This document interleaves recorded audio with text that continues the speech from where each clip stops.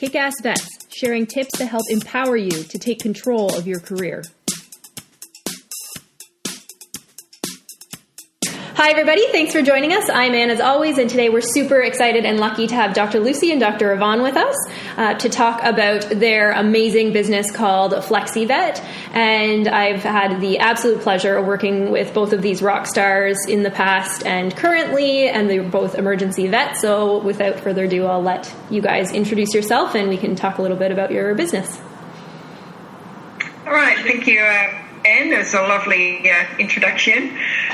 So hi, everyone. My name is Yvonne. As you can hear by the accent, I'm originally Dutch, and I graduated in 2000 from the University of Utrecht in Holland. And I worked in England for a few years in general practice, and in Australia for a few years in general practice. And in 2007, I started to do emergency work. That sounds really scary because that's now 13 years ago. Done my membership in emergency and critical care, and currently working part-time at a large specialist clinic in North Ryde, and still enjoying it. So, and obviously now teaching as well, which is a great, it's been a great part of it. Hi, I'm Lucy. I am also foreign. I'm English. Graduated from London in 2004. Worked in general practice in the UK before coming to Australia. Also worked in general practice over here, and then sort of followed into emergency kind of by osmosis, because where I was working there was a lot of tick paralysis. And started doing emergency solely from 2013 when I met Yvonne, and I got my emergency memberships in 2014 as well. We both became Recover CPR trainers back in 2017, I want to say, and then that's kind of where Flexivet training started. Really, we created the business between the two of us. Awesome. Thank you. And before we jump into the business aspect, I've chatted with both of you before in terms of both of you feel that long-term career-wise clinical practice is a kind of part-time gig, that it's hard to do it full-time, and you both still like your jobs. Do you feel that that's because you are clinical in a part-time capacity? Like, how do you guys feel about that? Yeah, so for me, definitely the only way forward was part-time. I worked full-time originally, but as everybody knows, in emergency work, you work very unsociable hours. And it's really not good for your health. Like, it does impact your sleeping. Like, the first few years, I was okay with it, with doing overnight shifts, and I could sleep just fine. But after about 3 or 4 years, I think your body's just starting to say, no, enough's enough. So I started having trouble sleeping, and at some point I decided, so I don't do the full overnight shifts anymore, but I do still work till 3 a.m., which is still pretty much, a night shift. And I do 2 12-hour shifts a week, and for me that is the limit, because it gives my body enough chance to recover. I can do other things during the week, but I feel for my physical and mental health and keep enjoyment in my job, that was for me the way to go. I feel sometimes I work full-time, when we're short-staffed, and I can tell I get cranky and just unpleasant, not recommended. So, and I see it even with our young emergency vets. They're all great, and then after they've done overnights for a few years, I think they all go a bit crazy. I tell them they have to either, cut down on their hours or, do something else. I think it affects you more than you realize. So you have to try. I don't want to go back to general practice because I love emergency, but you have to try and find that good work-life balance where you still remain sane. I remember about a couple years ago we had this conversation. I was like, no, it's fine. My body's going to be fine. And you're like, well, give it another couple of years, and I'm starting. I remember hearing about your shift pattern and going, I'm waiting to get collapsed. And yeah, you were right. I had to revamp. I hit it hard, and my body's starting to tell me no, and I've had to step back from doing all nights. You were right. I didn't want to believe you. Yeah. I think so what happens when you get older, you get all this wisdom all of a sudden. Yeah, like I did full-time nights for 3 years, and going into those, I actually really enjoyed it. I liked the type of work it was.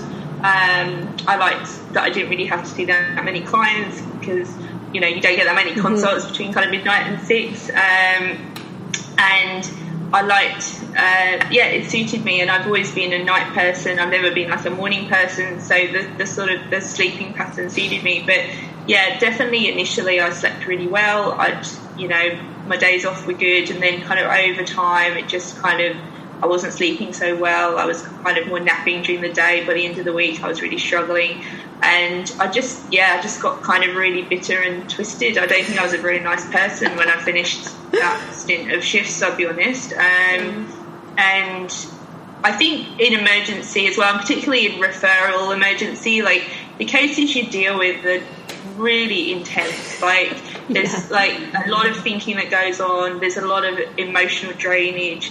There's a lot of really hard discussions with owners, and it does just wear you down, really. And I think when you are doing that kind of multiple days in a row through a week, especially if you're doing it when you're, at a weird hour of the night, it does just drain you, basically.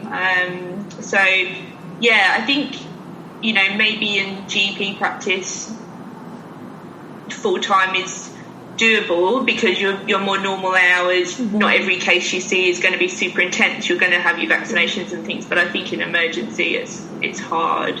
But it's even interesting in Australia, like full-time in Australia is significantly less than it was when we were working in the UK. Like full-time in the UK was like 40 hours plus, like 45 hours a week was my normal hours plus whatever hours you had to stay back, whereas here full-time was already 38 hours. Like most people work a four-day week, and that's their full-time hours. So even in Australia the full-time is less than in the UK. I don't know what it's like in the US or Canada, full-time hours. But Heather was saying the other day that you were rostered for 50 hours in the UK, where full-time you'd be rostered for 40 in Canada. That's full-time, and here's 38. So, and then however much you stay late, which is variable. All the time. Yeah. Perfect. Thank you so much for that. I think that's really good information, and I definitely think that I'm starting to feel the strain of, I've worked like a job and a half for the past 5 years, emergency nights. It's caught up to me. I took 2 months off when I left my last job. Like I was so burnt out. I was a really horrible person to be around. I was so bitter every time I went into work. Like every little niggly thing that on another day would have totally breezed past me, I was just like, you just become a really not very nice person to be around, basically. And I don't think you really do anyone any favours by ploughing on with it. Yeah, for sure. Yeah, at least for yourself, it's just a real shame. I think a lot of vets leave the profession for that reason, because they get so burned out, and we lose a lot of amazing vets because of that. And there's just not enough support. It's very much a culture of just suck it up and no, don't complain, and this is what the job is, and just get on with it. But it doesn't really work that way. I took 6 months off in 2016. This is when I was still working full time, because I was at the stage where Lucy was. I was, cranky and tired all the time, and I just really didn't like going to work. And I felt like I was a liability because I had no filter left, because I didn't care anymore. So I said anything to the clients. So that 6 months break was really good. And then I realized, when I came back, I had to scale down to part-time. And then I really, found that enjoyment back in my job. So it definitely makes a difference. And, I'm lucky enough to I mean, I live outside of Sydney where it's cheaper to live, so I guess that it's a lot of travel, but it makes up for the fact that I don't have to earn as much money. That, you know, helps, because if you live in Sydney, it might not be affordable for you to work part-time. That can be a problem. So, but maybe if you do emergency part-time and then find something else on the side, you know, that you can do during the day, that might help. Yeah. And a lot of the emergency vets we work with maybe do like 1 day a week in GP practice, or one's like working for the board. You know, there's other avenues that you can do on the side, like our business. Like that was kind of, you know, Perry sort of around the veterinary world, but it doesn't have to be exactly the same as your primary job. So going into that, you guys started up the Flexivet training, and part of that was your passion for CPR and making sure everyone felt comfortable, because I know both of you saw these vets and nurses and teams and just they would freak out when they had a CPR, and you wanted to fix that, and then also trying to kind of decrease the amount of clinical practice. So how did you guys come up with the idea, and how did you get started? Like where was the inspiration? Well, I remember a specific conversation, and I don't know whether Yvonne will remember this specific conversation, but I remember talking to Yvonne about training, and I remember you saying that you were thinking of starting a training business, and would I like to come and work for you? And I was like, how about we just go to business together? I was like, yeah, it's a good idea. And we really had to figure everything out, because to be honest, we have no idea about businesses. You know, we found through a friend a good accountant, and she helped us point in a direction, like the things you have to do to set up a business. I think you have to just find some knowledgeable people. Yeah. You know, we have to get a logo, and then you had to get branding of the how do you call it? Get the brand name sorted, and you have to pay a fee for that. And stuff. Yeah. Yeah, it was quite a bit of money involved in the setup. You know, you have to fork out this money, and you have no idea if this is actually going to take off. We had the meeting with the accountant, and we said what we wanted to do, and she basically said, of all the businesses that I've seen fail, most of them have been partnerships. Do you really want to do this? Yeah. We were like, okay. So she basically told us to go away and think about it, to be honest. She was like, you know, obviously you guys are friends, but will you remain friends if you work together? I guess we were friends and colleagues, so we kind of already knew like how we worked. We had to create a partnership agreement. So if one of us dies, if one of us goes off our trolley and gets, you know, sectioned, what will happen to the rest of the business, who has control, all these kind of things that you don't really think about until you're in that situation. And we decided early on that we wanted to become a limited company to kind of take any kind of, I guess, grey zone off of each other in terms of if one of us went off our trolley, I guess. So, you know, the business was very much a separate entity to us. So that was kind of setting up the limited company was where probably most of the cost went. It's, you know, it's quite time consuming with the partnership agreement and everything like that. So if someone was going into a business themselves and they didn't have that, would that be significantly easier, because then you don't have to kind of worry about those I think if you're on your own, it's easier because it's just you, like, you know whether you can rely on yourself or not. But I think as soon as there's other people involved, there's that unknown quantity, isn't it? As much as you think you know someone, like, do you ever really know someone? So like that we were both very much like we wanted to do it properly from day one going into it. That's good. And so what does that mean, like, to make it a limited company? Like, what does that even, I don't understand. We get the accountant to do it. Pretty much. Something about, so but apparently in terms of, so we had to pick a name. And we came up with Flexivet, and then there's different categories. This is like the totally like non-knowledgeable version of it.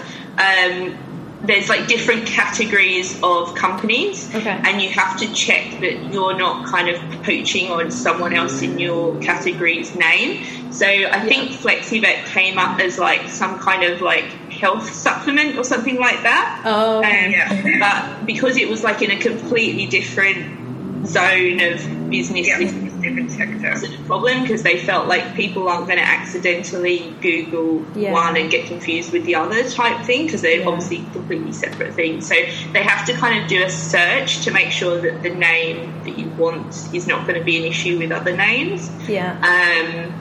And then I can't remember what happened past there. It was just kind of, yes, you've been approved and pay us. The accountant referred us to a different company who then takes care of the whole name brand. So I think really, you know, if you're like us and you really don't have a clue, I think the best thing to do is get a really good accountant. Just get some references from other people and get someone that can help you set these things up. You don't really have to know how to do it. You just need a good person that does know how to do it. And that's what business is about, right? It's about delegating stuff to people that know what they're doing. So in terms of that initial legally aspect set up, approximate costs, like how much is someone looking into when they're going into that? I want to say, was it around 3,000, something like that? Okay. I think around 3,000 each.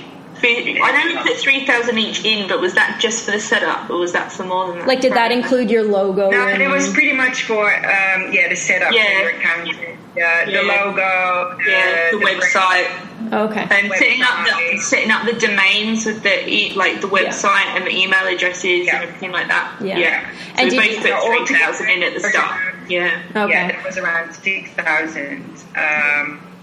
And then, we were lucky that we didn't have any other costs, so we didn't need an office. You know, we just do it or work from home. And then when we train, we obviously go to clinics. So our costs in that respect are low, but we did have to buy a CPR mannequin, which was expensive. That was $4,000 US. And then US, and then we had Australian. And worked. Oh, was that Australian? Oh, that's better. And then we had to make all these CPR little things. Luckily, my husband is handy, so he made a lot of things for us. And we had to buy. And then we figured out, we have to buy a projector because we need PowerPoint, and in the clinics we need to put it on somewhere. So we did have some initial setup costs, but once we were sorted, it was okay. Our overheads are really low. So it was like the website too. Oh, we had to get photos taken, didn't we? Like your friend did the photos for us. We had to go for a photo shoot. Oh my gosh, that would be terrible. So setting up the website, we just went, like, I'll be honest, we went super cheap on everything. Like, we didn't get like a brand, like, or a company to do it. Like, we kind of went for some like really cheap online logo person. They just sent us the logo once we decided on it. Then we got like a Wix website. Luckily my boyfriend's in IT, so he helped me negotiate how to try and create this website, which is I'm still a little bit flummoxed by. And it took quite a lot of time initially. Like, it was a lot of time investment, I would say. So, and it was all new to us. No, we just had no idea. We had none of this training, obviously, at vet schools. I don't know how people do it. It sounds like an absolute nightmare to me. So you had your legal setup stuff, then you had to get a website set up, you had to get a logo and kind of the image of your brand. You had to get your equipment. So you had to figure you had all of that sorted out. So once you had all of that kind of set up and you're like, okay, I'm ready, what was the next step in terms of like marketing and getting... Well, our next step was actually to work out how we were going to pay ourselves. Because we weren't... So when you're like a director, so because we're both directors, we could just literally take dividends each year, but it would mean we'd have to take exactly the same. Okay. And we were never going to potentially do the same hours. Like there was going to be some times that, one would do a CPR course or another would do a CPR course or whatever. So it was trying to work out how to pay ourselves. And we got zero for all the bank fees and stuff because the accountant recommended it. And we just went for the lowest level, which didn't have a payroll on. So we decided, because we've both got our own ABNs, what we do is we basically just invoice the business for our time that we do. So we invoice the business for the time plus mileage plus like tolls and stuff like that. So that's how we worked out that to make it fair, really, because there was a question mark, one of us might be working more than the other and not want to do as much or whatever. So we had to try and work out that, and it also meant that we could go for a lower level on the accounting software as well. So it just made everything a lot kind of simpler by doing it that way. Okay. So I guess we have the mentality we don't really care whether the business makes profit. It's more just about giving us an income by us invoicing the business. So we don't really care if the business comes out with $0 at the end of the year. It's just about us being able to pay ourselves for the time that we've done it, and that's our income off it, basically. So before you break even, because you obviously had startup costs, is that essentially a loan to the business from you personally that then the business is paying back? It was a loan to the business. So what we decided to do is we put in that money ourselves, and then we would any jobs that we would get, we would first pay ourselves the loans back before we actually started to earn money. So we did the first few months, we were basically working for nothing, because which is fine. We knew that was the case, and that's what it takes to start it up. We were lucky that the businesses, the clinics where we worked at, they were interested in the CPR training, so that's how we got to do a lot of sessions, and we managed to pay ourselves back in, 4 or 5 months? Yeah, that's pretty quick. Yeah, that's really quick. Yeah. So that was good. Most startup businesses take 5 years. Done all that training. I think the marketing was was and still is our weak point. To get the word out to vets is really hard. You need permission from them to get them on your mailing list, but then you have to get to know them first. CPR training in clinic is a new thing. People might not see the value of it. So it's something that I think, we've started to do quite a few clinics. Then COVID happened, so it all shut down again. But it is something that we still have to work on and find out ways to promote it better. Because the clinics that we have done have been really enthusiastic. They really loved it. Yeah. I think the challenge with the CPR is people have this perception that you only really need to know in emergency practice because that's when you're going to be doing it. But the reality is the cases that we see in emergency are the ones you're not going to get back. Yeah, you might get blocked by those DVs, but the 6-month-old bitch spay that arrests on the table, that's the one you should be doing the best CPR of your life on because you've got the best chance of getting it back. So we've had really good feedback from the practices we've done it for, but it's really hard to sell it in advance. They don't appreciate it until we've done it. So that's been our real challenge of just trying to get our foot in the door with it. And it remains a challenge at the moment. It's crazy because it's one of those things where you just the comfort and the stress relief of the team knowing how to do it, then they don't have in the back of their mind, oh my God, if it arrests, I don't know what I'm going to do. Just for them to be less stressed at work, every anesthetic, if they're less stressed, that's a huge value. This is actually, CPR training is really good team bonding. And also it's really good mental health for the nurses particularly. So to be honest, it sounds a bit callous, but kind of the outcome for the animal is almost irrelevant. If you get it back, great. If you don't, it probably wasn't going to come back anyway. But it's the fact that everyone feels like they've done the best they possibly could, and unfortunately the outcome was the outcome it was. And I mean, all three of us, we've all worked together. We talk about CPR codes on a daily basis. We're every consent form they come in, they've got to sign a CPR code. animals are dying, we talk about CPR. It's just something that's very much on our consciousness, and we don't have a problem talking about because we talk about it all the time. But I think a lot of people are kind of really scared about it and feel uncomfortable having that conversation because it maybe sounds like they're admitting that they might something may happen. Something, yeah. do you know what I mean? Like it's just because it's very normal for us. We're just much more comfortable talking about it. Yeah. So yeah, it's really quite interesting. I worked at one clinic one time, and I happened to be there early for some reason, and they were doing a spay on a 6-month-old female, and they were just like, "Oh, Anne, can you come in the room and check the anesthetic?" And like this dog was imminently about to cry. I was like, it's going to arrest in seconds. And I put my hand on its chest, and it was a skinny 6-month-old, and I couldn't feel the heart. And I was like, can you feel pulses? Can you see pulses in the abdomen? And you could just tell, like one of the girls says, "Oh, I can feel a pulse." Yeah. But they were all like, you could see the sweat breaking out. And when that happens, a lot of times you'll feel your own pulse. And I was like, we're not trusting it. I was like, we're just starting. I'm compressing this dog. And it was hilarious because they had clamped the ovaries but hadn't tied them off yet. And I was like, I need to get this dog in lateral. And there was a vet student there, and I just like looked at her as I'm compressing this dog's chest under the drapes. I was like, do you know how to put on gloves sterilely? She's like, yeah. I'm like, can you go put on a pair of gloves sterilely? Because the vet was drawing up drugs, because at this point we needed atropine.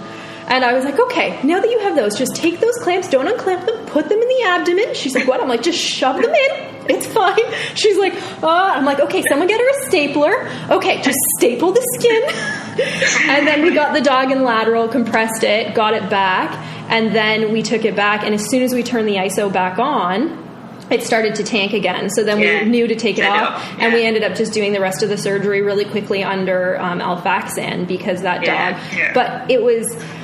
They were like, oh, I'm not sure about it. I'm not sure. And who knows what the outcome would have been. But from working in Emerge, it was just like, better safe than sorry. And the nurses, it was terrible. The nurses were all like, even though we had a good outcome and everything was fine, they were so stressed out. At least 3 of those nurses were in tears after. They were all sweating. It was really interesting. We did... some CPR where Yvonne works and where both of us, all 3 of us used to work. And we did some training, and I remember actually having one of the interns come to me afterwards, and like we had a CPR, because they had some dog that was going to go. No, I think it was a cat that was going to go through the MRI or something, and it basically arrested on induction. And because we'd given people a green light, we were like, it's always right to start chest compressions, even if it turns out I've done it as well. I've started chest compressions, realised they were still alive. It's fine, do it. And they just jumped on it immediately and got the cat back, and it all ended up fine. And they really felt like they'd done a good job. And say animal attendants, kennel hands, vet students that are going to be out the back in a kennel somewhere. If that dog arrests, you need to give them the green light that yes, chest compressions are the right thing to do until you can get help. Just do it. So I think people are so scared of making the wrong decisions sometimes that they just paralysed and can't do anything. Yeah, and they don't want something. And I think that a lot of clinics that realise that these kind of things, when they happen and people don't know what to do, nurses and even vets, and animals die or things go horribly wrong, these are the reasons why people leave the profession, because it is so stressful and they feel so guilty. And they just can't deal with it. So, and if you know what to do, and as Lucy said, the outcome is not even always relevant. If it dies, it's horrible. But if they feel that they've done everything they could, then at least they don't go home with that feeling, oh, what if, And it's also how you know that health is important in this profession, and definitely taking stress away is a big factor. Yeah. And it's also how you sell it to the owner as well. If you come across with confidence saying, we've started CPR, unfortunately your congestive heart failure dog has a really poor prognosis, do you want us to continue? Yeah. Whatever happens from there, that you've given them the information and, they can make a decision on it. Whereas if you're kind of floundering around not knowing what you're doing and everyone's really panicked, it doesn't come across well to the owners either, in that what was probably going to be the last memory of their animal. Like, you know, if you come, no matter what, whether it dies or survives, if you come across it, you know what you're doing, because you do know what you're doing. You know, it's gonna look a lot better, isn't it? Really. Yeah. Do you guys do? I can't remember now. When I did the training, so I've been working in merge for like 6-7 years, and I learned stuff during your training. I wasn't expecting to, I'll be perfectly honest. But I was like, to give naloxone before atropine and adrenaline. You give reversals first. I didn't know that. I would always, you know, jump first to the adrenaline and the atropine. There was a lot of things where I was like, oh, I know how to do this, and I learned. So I think it's good on so many levels. Do you guys talk about like, do you ever simulate having the one person step out of the scenario to call the owner? Yeah, we do always talk about that. So when we do the training, I always say to them, you get started, because the first few minutes we'll know of the CPR are pretty hectic, right? It's when you need to delegate roles and you need to intubate and get the monitoring on and get the drugs. But I always say once everything is in motion, because we all know after that is all started and you do CPR after a few minutes, it actually gets really boring. And that's when you have time to call the owner. So I always say to them, once we have it all, you know, when we practice scenarios, once it's all sorted, then one of you, which will, you know, obviously will be the vet, or if there's multiple vets, one of them is now going to call the owners. So the vet can leave and then just say, you know, these are your roles, and continue. But once it's under control, that is pretty easy. But that's another thing we teach them, you know, the different roles that you have in the team, and how that all works together. And like we're very aware that we're very lucky. We work in places where there's always many people around. Like you really need 4 people to run a good CPR code. We always have at least 4 people in the building. We have extremely highly trained nurses who can basically do everything, and you can practically leave the nurses just running the code themselves, and the vet walks out and talks to the owners. But the reality is that's not going to be the case in every practice, and probably most GP practices, they're going to have, you know, less trained people. They're just going to have less bodies to start with. So it can be a challenge trying to work out how to negotiate that. And I think, unfortunately, it's probably something you just got to kind of work out for your own situation. But yeah, like as Yvonne said, you know, really those first 2 minutes is when everything gets going. You know, you've got your monitoring on and things. So I think after that's the time to step out in whatever form that may be in the scenario that you're in. Such. Fair enough. How often would you recommend clinics doing both official training with someone to make sure they're doing it properly, and also having, you know, surprise drills? Oh, we recommend surprise drills for sure. How often? How often should clinics be doing that? Well, on any given quiet day, because it's meant to be a surprise, right? But like, should they be aiming to do it like every month, every 3 months? Like, what type of frequency? I would say if they can every month. Once we've done a training with them, I always say you don't need we have a really fancy CPR mannequin, but you don't need that. Just a stuffed animal, you know. Even a rolled up towel, like, you know. A pillow will do. It's more about the teamwork, Yeah, and I said one of you can make up a scenario and just off you go and just do a little practice run. It's really not that hard. And once they've done the training and they've done a few scenarios, they are like, oh yeah, it's actually not that hard. You just make something up. And do you find you have more hesitation from the clinic owners or companies to get you into training, or do you find that you're not getting enough enthusiasm from staff? Like, how do you target that? Staff love it, particularly the nurses. Nurses love it. And actually, like animal attendants, we had a receptionist do one. She was like the practice manager. She was awesome at the chest compressions because they didn't have that many bodies in their practice at any one time. So they're like, we're going to teach our practice manager to do chest compressions so that she can just do that. She can be a ventilator and a chest compressor, takes one other person off doing something that's more technical. And she was brilliant at it. Like, so you can train anyone. It's actually... It's actually funny. We sort of say when we get a group of all vets together is when it falls apart often. And we did one session where there was a high proportion of specialists, and that was possibly the most hilarious session we've done. Most chaotic. You're like, what do we do now? Yeah. I think, like, because we say, like, the team leader role is the most senior person in the room. That doesn't have to be a vet. That can be a senior nurse, but generally is a vet. And I think when you get multiple vets in the room, too many cooks, egos take over. So, you know, someone has to take team leader and everyone else has to bounce on them. So, but it's interesting. It's actually a really interesting people watching experience, I find. People that I thought I knew well, their personality has changed quite significantly in those scenarios. Like, people I thought that would be really forward-coming with stuff have really stepped back, and other people have really stepped forward. It's really interesting watching how it develops. I don't want to know what you think of me during a CPR. Don't tell me. I think you'd be don't at tell the me. floor. I don't want to know. I don't want to know. And so a lot of my followers and listeners and the people that watch this aren't business owners. They're associates, they're nurses. How do you feel that, or what advice do you have to help them convince their boss to get you guys in the building, or get, you know, if they're in the States, get someone equivalent to you in the building? Like, what can they say?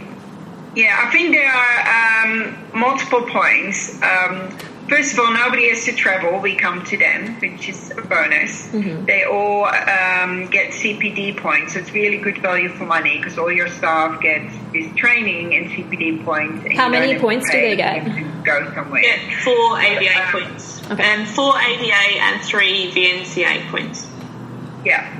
And so that is one bonus. The hard part is to find a day and a time that all the staff obviously is available. Mm-hmm. But I think the main point to sell to them is that, you know, we are healthcare workers, and just like in the human world, they get CPR training every year. Mm-hmm. And it is really the most essential thing that you need to know.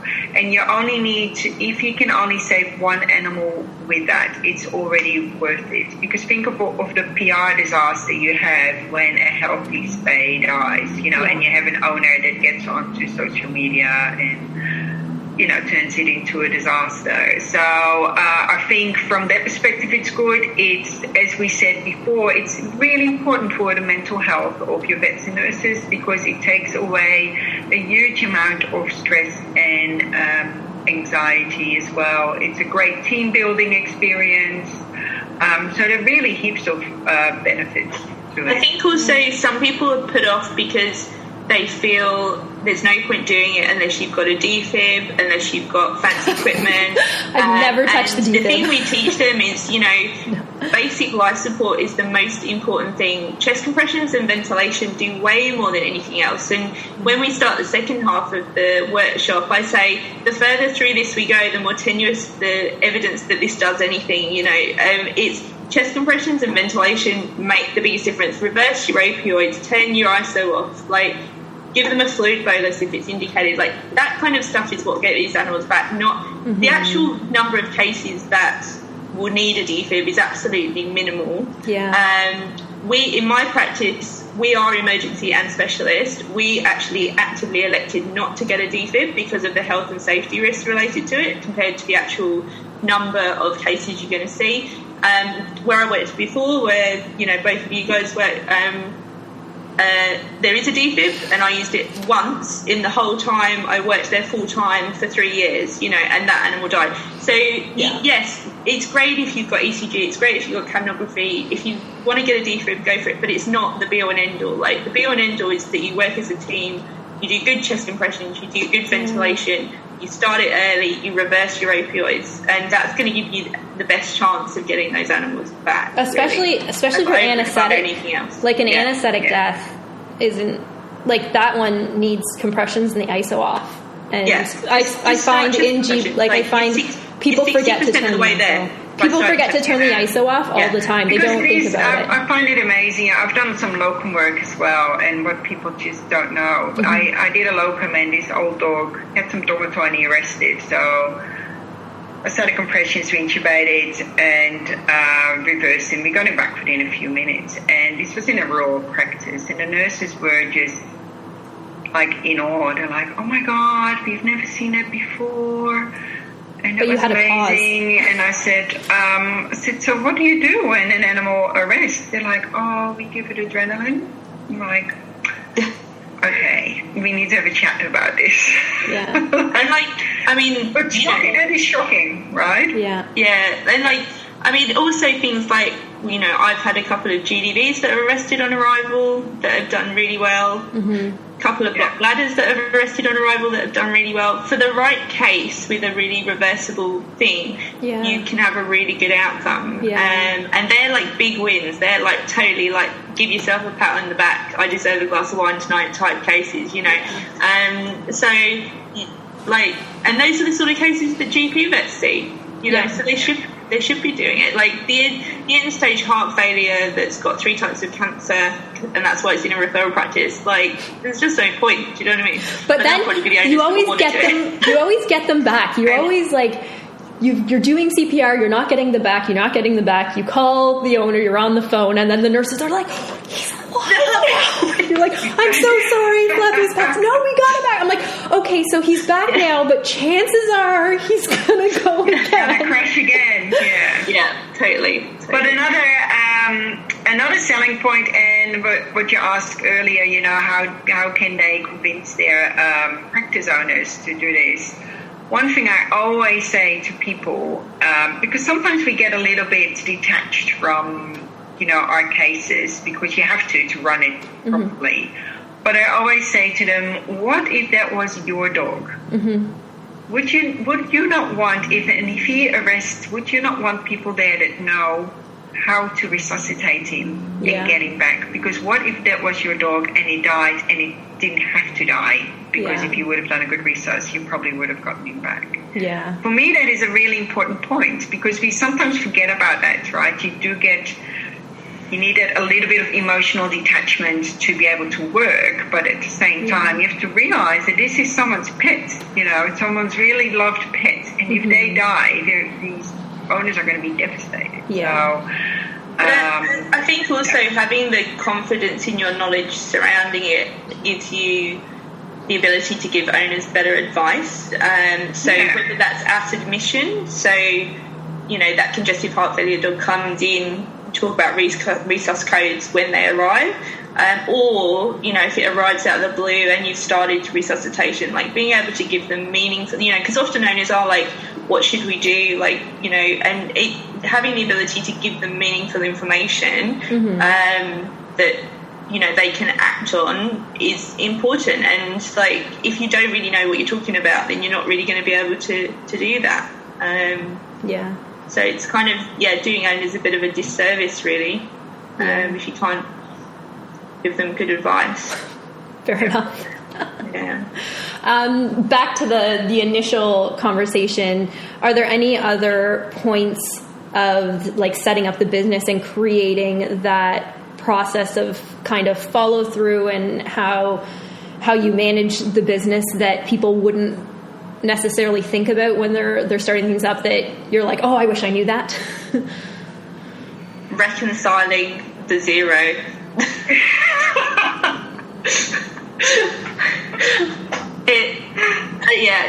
It takes way longer than you think it's going to.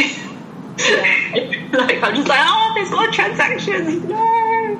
Particularly at the moment, because we've started doing webinars and everyone's paying on PayPal, and there's about 200 transactions on PayPal that have got to be reconciled, and it's just there's more background time than you think there's going to be. Like, we, you know, obviously we went into it because we wanted to do training, but there's actually a lot behind the scenes that is nothing to do with training, just keeping the business running. As such. How many hours per week do you think you spend on the paperwork aspect?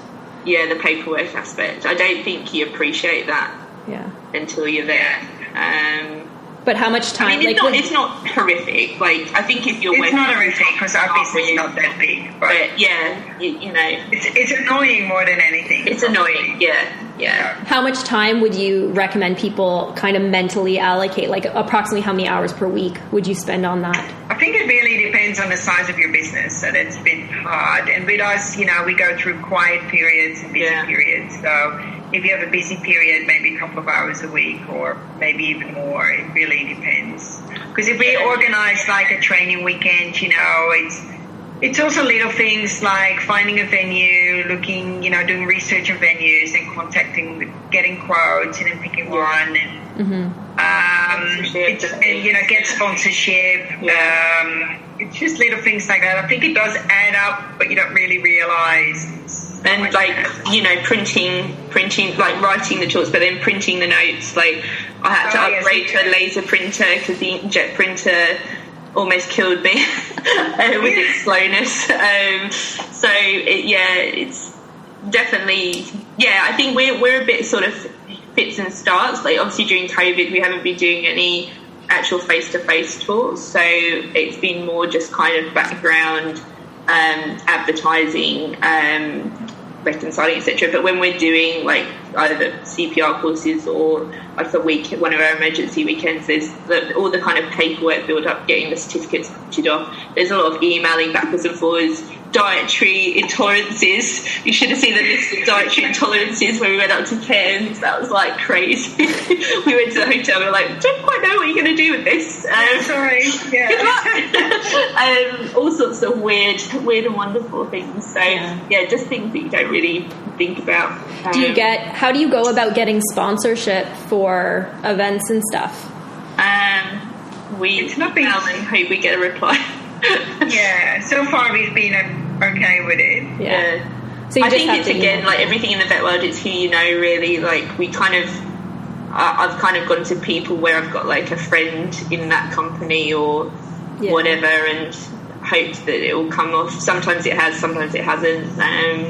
So it's just kind of a bit hit and miss, really. The amounts we're asking for are not huge either. It does help.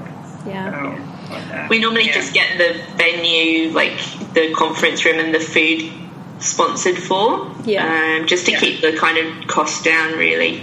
And they get to speak for an hour during the day as well, so it kind of gives, it's kind of mutually beneficial.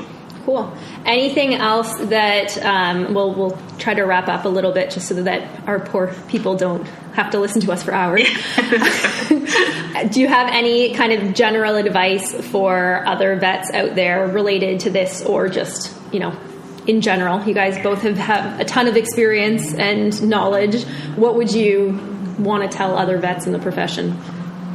I just think, you know, be confident, trust yourself, know what you want to sell. You're better than you think. You know, vets are very, very good in downplaying themselves, and I don't know why. There's a real confidence thing. I think mainly females, unfortunately. The males never seem to suffer from it as much, which is still something I think women need to work on. But just trust yourself, and if you have an idea, just surround yourself with people. You know, get a good accountant, get someone who's already set up a business. Just get advice from lots of people, get a good support network, I think is really important. And don't be scared. And yes, you might fail.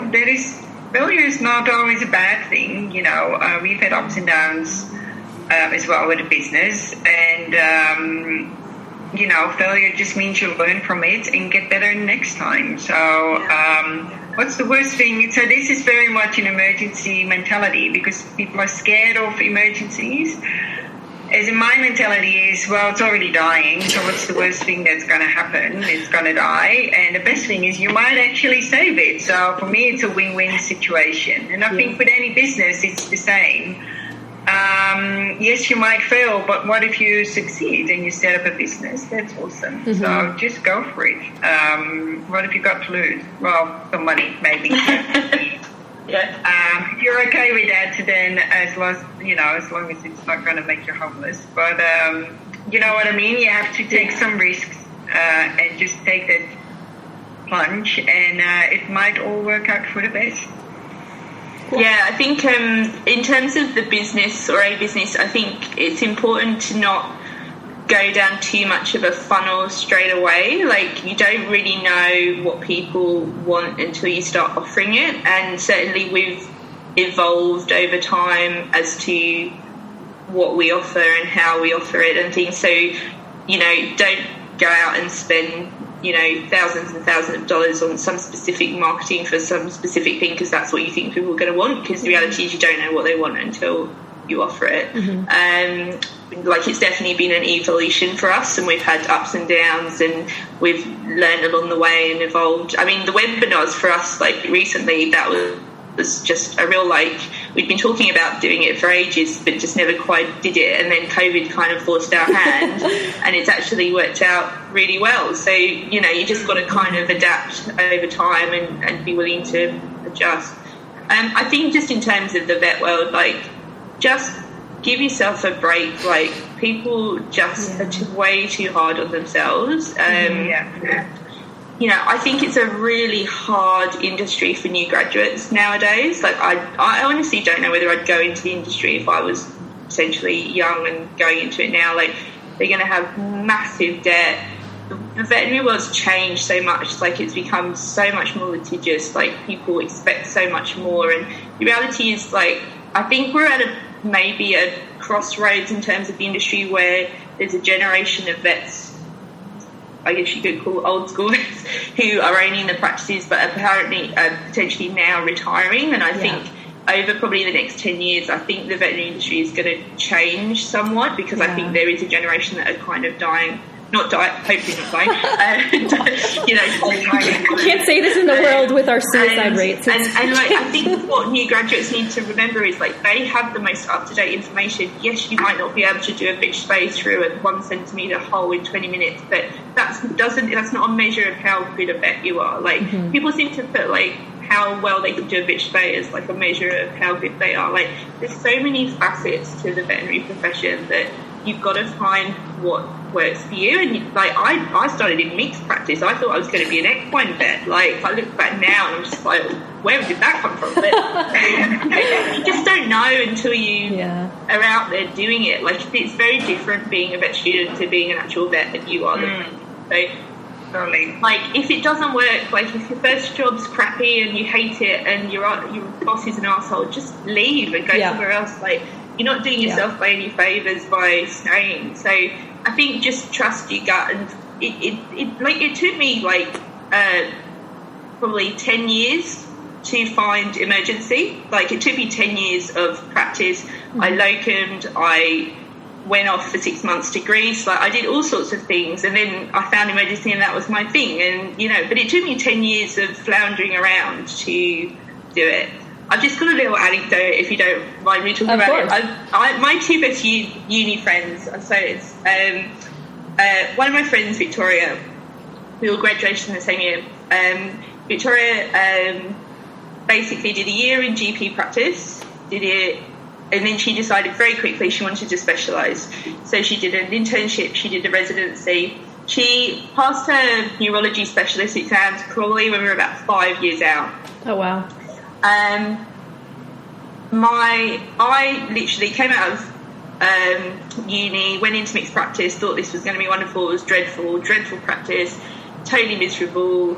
Left after 9 months, moved back in with my mum. We renovated 2 bungalows. Eventually she told me I had to work because I didn't have any money. And I was very much on the cusp of leaving the veterinary industry after my first job. Like, I was right on the precipice. And I started locuming, and then I actually took like a career break and went to Greece and trained to be a windsurfing and sailing instructor, so that was terribly fun. But anyway, when Vicky got her specialist exams, it was probably like a couple of years later. I was having dinner with her and her husband, and I'd been like floundering around in my career, and when she got her specialty exams, I was so proud of her, like, but I was just like, oh my god, like, my friend who I graduated with is now a specialist, and I'm just like still living with my mum, and what the hell I'm going to do with my life and everything. And so this dinner we had, and I said, look, Vicky, like, I'll be honest, like, when you passed your exams, I was really proud of you, but I really had, like, a real, like, meltdown about it and stuff. And her husband went, see, Vicky, she was jealous of your life, and basically she went to him, because she literally worked from the day she graduated. Like, she worked to become a specialist. The typical, now she's a specialist, and it's like, well, hey, and then it's like, now what? And then you get the down. I'd been travelling, I'd done, like, charity work in Botswana, I'd done all this other stuff. Yeah, my career might not be flowing. And the reality is you can't have everything. Like, it's all a compromise, and no matter what path you choose to go down, there's always going to be stuff that you wish you'd done, and that's just reality. And she's not even a vet anymore. She now works for the NHS. Like, she doesn't work as a specialist. She works policy making, and I'm the one still working as a vet and seemingly doing well. So you just cannot tell, and like you can't expect to know what your life is going to be the day you graduate. Like, I think we like to think that we're all kind of mature because we've been final year students and we're the oldest, but the reality is, like, you're super young, you're super inexperienced, life experience as much as anything, because we're all like nerds. Just go out and see, and you'll find your way eventually, and whether that's in the vet world or not, it doesn't really matter. And it might be working for the government or being an epidemiologist. It doesn't have to be someone that can do a bitch show in 20 minutes, basically. Yeah. So. It's so nice. It's one of the... Tell you my anecdote. No, it's great. I love that, and I love that it's so true. You just don't know people's lives, and you don't know what they're thinking, and everyone's experience is different. And I think one of the most amazing things about the vet world, and why I say I love the vet profession, is you have so many doors. You have all of these doors, and at any time in your career, if you don't like the door that you walk through, you walk back and you go through. We're living in Australia, like you can work anywhere in the world. You can do it's such a diverse and useful profession, and you can do so much. And if you decide, if you're unhappy and you're unhappy where you are, take a big step back and look. There's so many different opportunities. There's 1,000 different specialties. Like you said, there's government, there's research, there's all of these things, and you're not limited. Like, I feel in human medicine, if you go down a road, it's pretty much impossible to take a step back and go down another road. And that is not the case at all in the vet world. In the vet world, I could decide tomorrow that I want to specialize in dermatology. Not that I would ever touch that with a 10-foot pole. I could use the dermatologist. But I could. And if I really, if I decided I want to become a dermatologist, I could. If I decided that I wanted to be a government vet, I could. You can do anything that you set your mind to in the profession. I think the way the vet world works, like, in human medicine, you don't just graduate and you're a GP. Mm-hmm. You basically stay in a hospital for 3 years, learning how to place IV catheters and things. And I think that it's a double-edged sword, because the vets come out of uni and then are just kind of basically thrown into GP land, and they're somehow expected to know all these things that are actually a skill in their own right. And time again, we hear on our emergency courses, we're like, oh, what do you do? I'm just a GP vet. GP's hard. GP. And it's like, it's GP's not just hard, man. Not just a GP vet. Like, you know stuff that we don't know. Like, we don't know the new vaccine protocols. Like, we don't know. Like, I keep seeing things on forums about, should we be giving kennel cough vaccines with COVID and stuff? I'm totally just switch off. Like, with the fact that we've specialised into one area means we know more in that area, but we've lost information in other areas. We're totally out of date on. I remember when Apoquel and Cytopoint came out. We were like, what are these things? I was thinking earlier today, I was like, if I had to manage a long-term Cushing's disease. I don't undervalue yourself as a GP vet, because it's a real skill in its own right. And be proud of that. It takes time to develop that skill. Yeah. And don't ever say you're just a GP vet. You're a GP vet, and be proud of it. I think people will say to me, oh my gosh, you do emergency, that must be so hard. I'm like, dude, you're the one with the hard job. Totally. You have a way harder job than I have. I was thinking today, we'll never have to see them again. I was thinking today, I have no idea how to manage a Cushing's case. Yeah. No clue.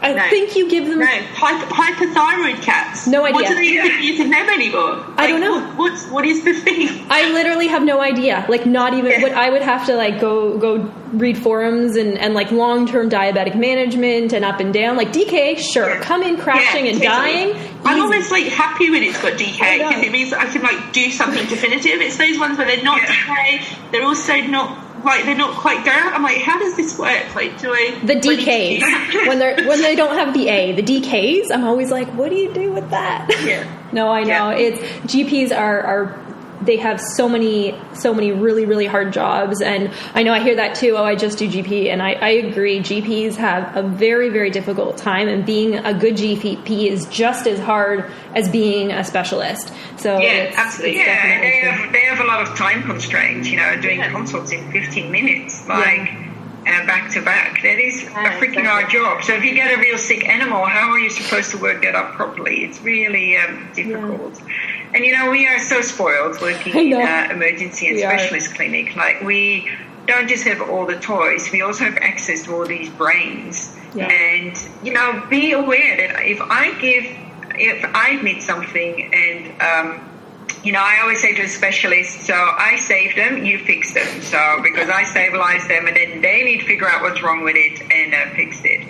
But if I get that same patient to 5 different specialists, they were all treated just a bit differently. Mm-hmm. There is no right or wrong. And as Lucy said, vets are way too hard on themselves. Like, you do the best you can. Yeah.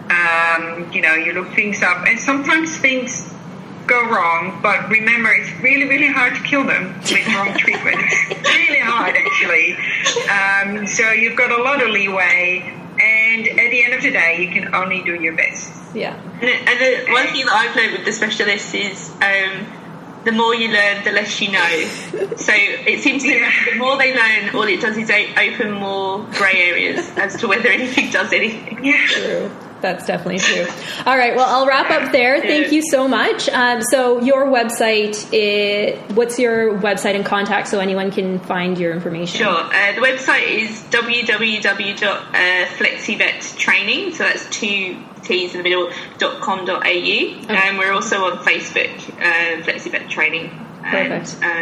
I'll put links through to everything as well. All right. Thank you guys so much for joining us. I think, I love how these conversations just go in different directions. I think it's really, fun, interesting, exciting. Yeah. Thanks so much for having us, Anne. Thank you. No worries. It's a pleasure. And thanks everyone for sticking with us to the end. As always, advocate for yourself. You're the only one that will, and we'll see you next time. Okay.